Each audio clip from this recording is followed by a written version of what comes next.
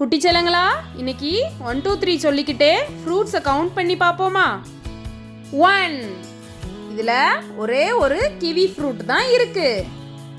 2, இதுல 2 செரி பழம் இருக்கு. 3, இதுல 3 ஸ்ட்ராபெரி இருக்கு.